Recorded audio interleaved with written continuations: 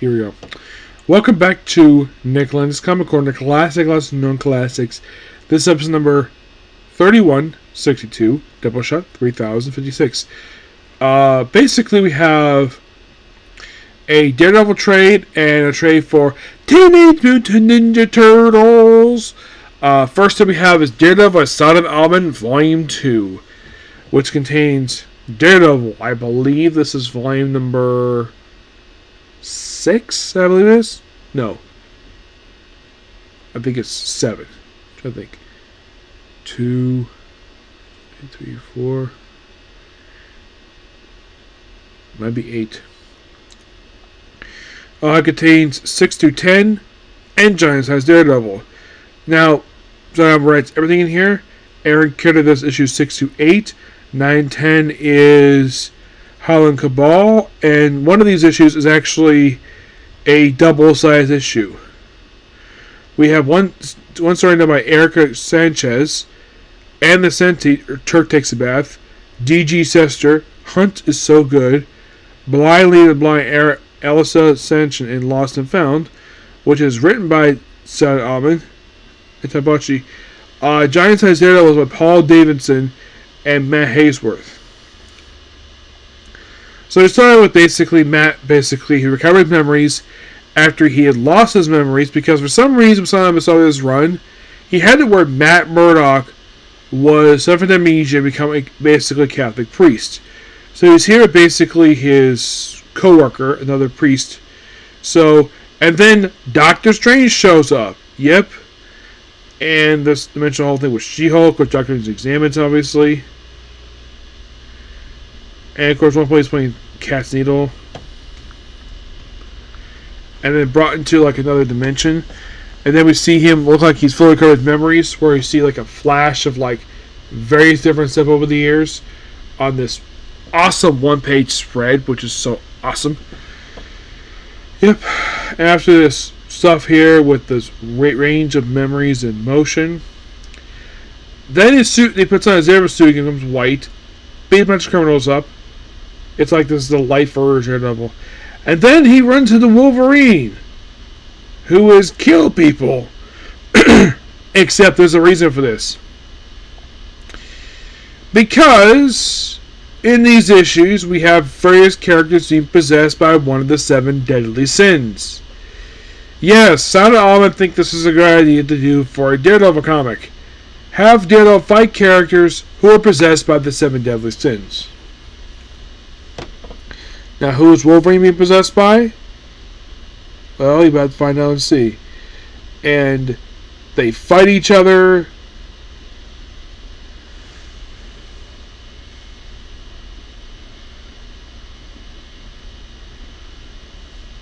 And basically, it's lust. Which is interesting that lust would choose to possess Wolverine. And after Wolverine is cured, then they go their separate ways. After Matt comes home, of course, he has his alpha, and then he's paid a visit by Elektra, who is Daredevil. Yeah, this is something Zdarsky did, and it's actually was something I think a lot of people do praise it for. It's a good step right direction for Elektra. Her becoming Daredevil. I didn't hear anybody ever complain about this, which I'm fine with this. So you have the 2 Daredevils where they go out, beat people up. Oh yeah, and also this is basically this Matt guy's memories back, so let's just reunite people. And then he runs the freaking Bullseye. They battle him for a bit. And and then we see Foggy Nelson. Now, unlike in the case of Zdarsky when he wrote Daredevil, where most of the time he barely featured Foggy Nelson. Like, if you read his first volume he did for Daredevil, I think Foggy is featured in about 6 issues of a 36-issue run. One of the most important characters in Daredevil history, and he's barely featured. Yeah, and also North is here too, which we'll get to that. And then, of course, we have the Kingpin here, too. We have Matt about to make out with Elektra. Yep. So Bullseye basically starts singing. He gets the crap beat out of him by the two Daredevils. And then, of course, Matt pays a visit to Nelson North. And of course, basically, Foggy is very happy he's alive. And then Cold North basically is informing he's basically here.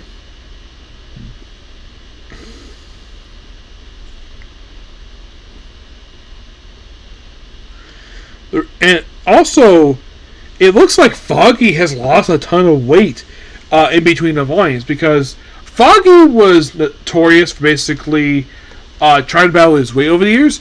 But yeah, look at him. He's lost weight. Of course, Cold North basically is always pretty thin. Of course, basically, Foggy is mad at him for basically... And of course, he decided to leave. And of course, basically... Then, of course, basically... the wrong note. And then one of the kids finds out Matt Murdock is Daredevil. And then we just cut to giant-sized Daredevil number 1. Or it just features the Kingpin just killing people. Squishing like berries. Like a very bloody version of the Kingpin. Yep. And then you have him just eating peanuts at a bar. And he's covered in blood. And eventually, like, oh, then we have one of the dragons, like, oh, yep, so he kills his friends, like, nope, he beats him up pretty easily. And then we cut to issue 10.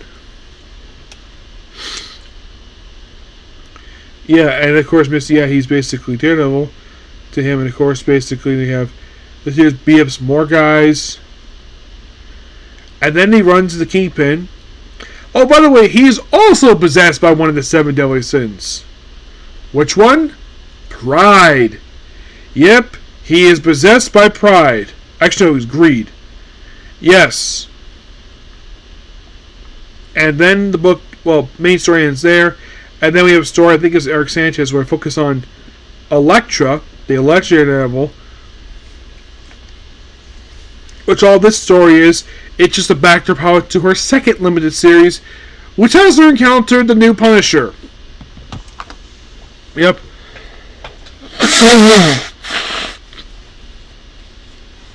That very interesting book to cover someday. That particular Punisher book. Yeah, which I saw him and his real name. I'm like, did they purpose rip up Jake Lackey from Punisher 29? Yes, I'm sure he probably did. And then we have Blind Leading the Blind. Where you have just Matt Murdock visiting a school, and of course him putting on his Daredevil yellow outfit, and just a story set in the past doesn't lead to anything. Not really, no, it's a nice little story. And then we have Turk Takes a Bath, or it's a Rush Turk bath. And of course we have men and women in this place. And this is the end of the story, by the way. And you have Matt just walk in, wearing just this beautiful, like he's blind. And he's walking on 2 beautiful women. Yep, so I have to deal with Turk, of course. And then we have, I saw this when this came out, and I'm like, wait, is that the Punisher? Yes. Yes, it is. It's a flashback story. But this technically is the first published comic book to feature the Punisher since the Jason Aaron book. Because in present day, Punisher, the Frank Castle Punisher, has disappeared. No one knows where he went to. He just teleported off someplace after the end of a interesting run, but the ending of the run, oh my gosh. It was mostly put a middle finger to anybody who liked the character. And this whole story here, it's just Daredevil fighting Punisher in his black armor. Does this let you know anything? I think it's probably loose enough for the Daredevil. It's just basically a story by D.G. Chester. And then we have Lost In, which is another Elektra Daredevil story, where she takes some goons. And they wrap the story up there. I think that was supposed to be like a big anniversary issue. Let me take a look. I know it's not. Let's see. It may have been 650. Let me take a look about that one.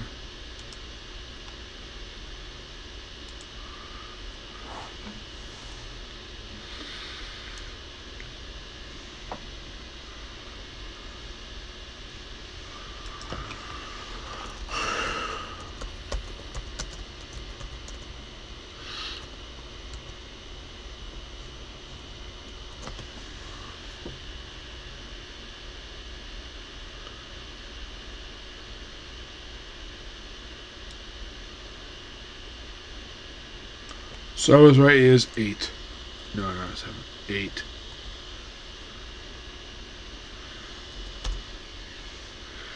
Okay, so... Yeah, so issue 10...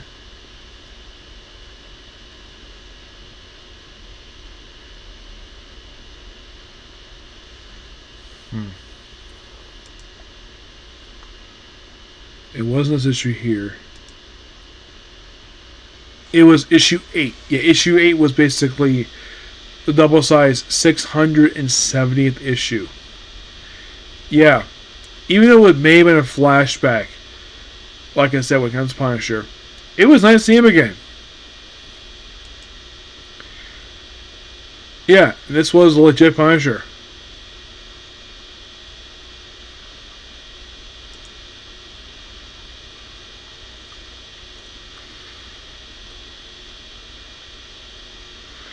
Oh yeah, he basically went to Weird World, but yeah, he's not seen anymore. Because higher-ups Marvel hate the Punisher because he's a former Marine. And also, they somehow agree... yeah. Like I said, this was technically the first comic. Yeah, that last issue came out in May of 2023. Issue 8 of this book came out roughly almost 1 year later. And the most recent time it was featured was a digital comic. In a flashback. Yep. Yeah, but interesting set of issues, but why in the world would basically be Daredevil fighting? By the way, it's like you read the first, it's like the first, you get the issue 10 here, and we kind of are still in the introductory rights story arc. Which, if you're really curious, how long is this story arc? With the whole thing of the introductory rights.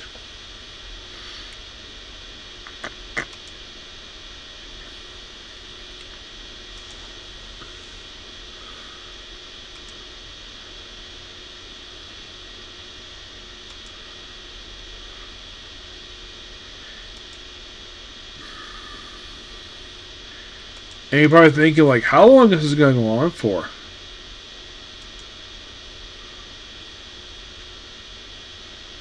It finally wraps up with issue 19. Yes. Yeah, that's the issue where they finally end, when they basically just end this story arc, finally. And then basically issue 21, it is basically, well... It's the start of a brand new story arc. Yes. But what do I give this trade here? I give it roughly a 9 out of 10 because it was interesting, but kind of odd to say the least. So, yeah, so next up basically we have is Teenage Mutant Ninja Turtles Classics Volume 2, which this book contains issues 16, 22, and 23 of the Mirage comic book. Now, these issues, the reason why I'm not collecting the Ultra Collection for Teenage Mutant Turtles was from the Mirage era, because here's the thing. These issues were not written by Peter Laird and Kevin Eastman. They had nothing to do with these issues at all. Now, 16 is, I've already discussed this issue already in a previous video. This is by Mark Martin. Plus, love the whole thing of like a little nod to the first issue. So, what happens in the case of, I discussed it in the previous video. So let's talk about issue 22. 22. It is simply put, the Turtles just looks like they just hang out in April's apartment watching TV. And it's a rocket fire and there's a comic apartments. Yeah, and of course you have this weird alien eating a cookie, and this little girl is back from issue 16. Yeah, it is, and of course you have Splinter with a robot. You get to with Raphael. You have mutators coming soon. Like, okay, it's weird. but they decided to color it. And they have it where the monkey, like the puppies, and of course, then the monkey turns into this weird looking guy. Yeah, you're like, what? And he's sitting in a lazy boy? Yes. And we have like the dust. Like, this is a bizarre comic book. Oh my gosh, it's so bizarre. And then apparently we see April watch a big screen, and it's Rob Schneider. Yes. Why the heck they included him in here, I have no idea. It's not Mr. Bean, it's Rob Schneider. Yep. And then we have issue 23, which is basically, it's like, there's tech stuff here, and more stuff for this little girl. You read these issues like, what the heck is this? It's not Turtles. Well, it's simply put, basically the writers just allowing other people to do what heck they want with the comic while they basically decide what to do. Yeah. And that's that. It's okay. The stories are called A People's Choice, A TMNT Time Tale, and The Shell of a Dragon. Yes. Mark Dooney, Mark Martin, Mark Bod, Kevin Eastman a little bit. Yeah. Don't worry, I'm going to review the rest because I'll basically put this volume behind me. So I'm going to give this book here a 8 out of 10. I would give it basically high. I love the art of these issues, but the story are just so bizarre. Alright, so that is pretty much a particular view. Please be sure to like, comment, subscribe, turn notifications. Next up, basically, we have is I've been killing science for 80 years, maxed out. Okay? Next video. Bye.